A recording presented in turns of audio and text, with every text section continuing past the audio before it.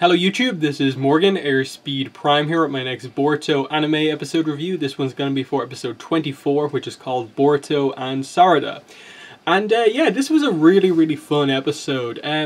Perhaps not like a massive amount to it, but I thought it did some very interesting things with, obviously, I suppose setting up stuff that we know what they're setting up, but it's nice to actually get the setup here of like further kind of having the five Kage meeting be, you know, clearly referencing all of the stuff going on with the Otsutsuchis and the setup for clearly what happens in the Boruto movie, but also what they talk about in that meeting about, oh, you know, some of the other Kage bring up the idea that the next generation, the kids basically, they don't seem to be on the same level as the previous generation because there's no war, and what does that mean in peacetime if the power levels are going down and stuff like that. And that's clearly a setup for, you know, the tuning exams, that they're going to kind of bring those back and really make them a thing to kind of bring up the next generation. But as Naruto points out at the end, he and Gaara, they both have faith in the next generation that they will, you know, surpass them eventually. While in the rest of the episode you had Sarada, obviously a big thing after her, you know, confidence gaining arc, now having a goal in mind. She wants to become the next Hokage, and you see her very clearly wanting to do a lot more training, really focused on it, but also wanting to keep her Sharingan a secret, so she's only asking specific people about it. And, you know, she's already kind of sizing up like her space alongside the others on the Hokage stone monuments. So it was really nice to see that it's not just a case she's saying that. No, she actually, like, that's her goal, in the same way that it was Naruto's goal, in the same way that it's Konohamaru's goal. And I also really liked that you had that kind of I wouldn't call it a full-on fight, but, you know, a sparring match basically between Boruto and Sarada, to get across, you know, that, you know, they're rivals to a degree. They don't really want the same position, but it's meant to be this Naruto-Sasuke thing of showing this rivalry, that they're quite evenly matched, that, you know, Boruto has the chakra reserves and can do all of this stuff.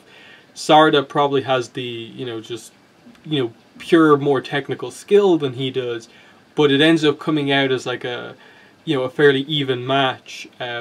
And it kind of sets up, of course, the whole idea of, like, he's painting on the Hokage stone monuments, Naruto sees it, and it's the big joke, and it's kind of setting up, you know, bits and pieces that happen there as well.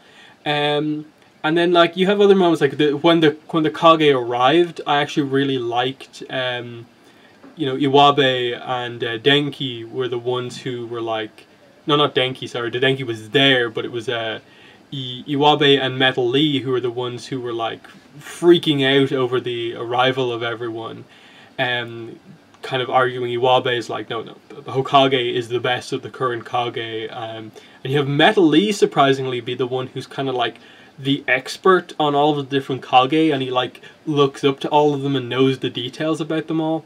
I almost assume it's maybe because of the card game stuff from the Boruto, the manga.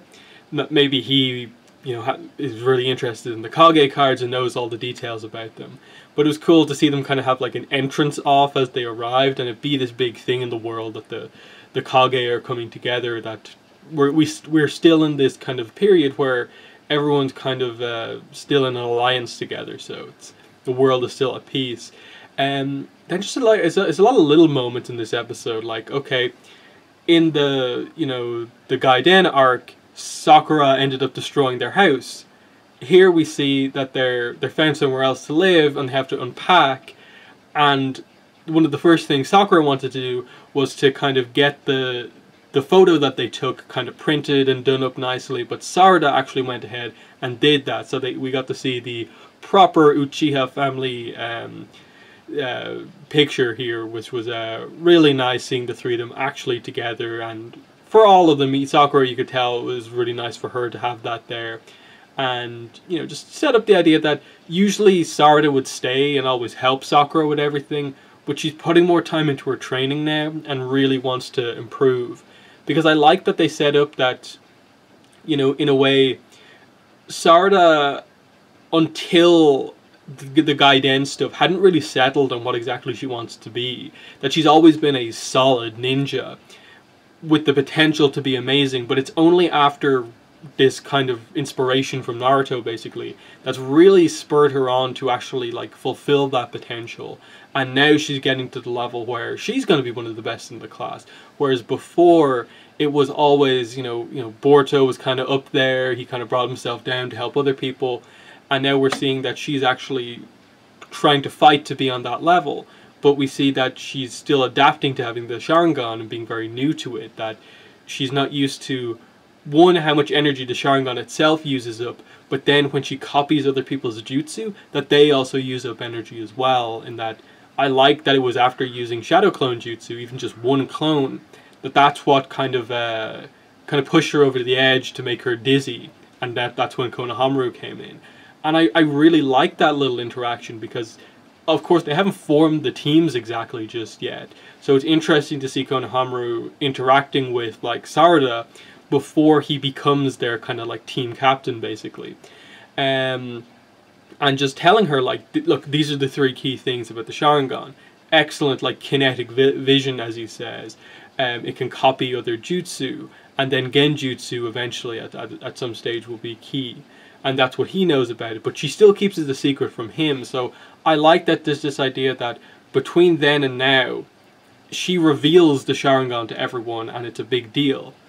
So I'm eager to see if in the show they make a big deal out of the reveal, or if it just kind of ends up happening. Because I think it's meant to be clear that everyone knows she has it, or for the most part has it in the Chunin exams. But we'll see when we get there. What else? Cho-Cho, we see that she's doing training with Choji. We don't see it, but she goes off to do it, and that's one thing. Just little references that, like, oh yeah, like, Shikadai is actually related to Gaara. So, like, Shikadai and Boruto talking about, like, 2 of the Kage, because, yeah, Naruto's Boruto's father, and then Shikadai's uncle is Gaara. So it's really cool to have that connection there, whereas, like, everyone's freaking out. They just treat it as this, like, reunion of all the old people kind of type thing. Yeah, I think it's one of those episodes where, honestly, it probably is one of the best episodes of Boruto we've got so far. But there's not, like, a ton to it. It just does a lot of it does a lot of small things really well. The whole idea of, like, the tree and Naruto wanting to look after this tree because it's the only one that survived. And then by the end of the episode, you see the bud growing, which relates to what Naruto was saying about how, the next generation, we have to let them grow, and we'll see their potential soon. So a lot of that stuff I thought was really, really well done. And of course, setting up the Otsutsuki stuff that's still to come. And then the next episode, they're setting up some sort of a trip for the group. It doesn't seem like they're going directly into Chunin exam stuff, so I'm interested to see what they do, if they're going just full on into a second arc, or are we just getting a bunch of random individual episodes before however they approach tackling the Boruto movie itself.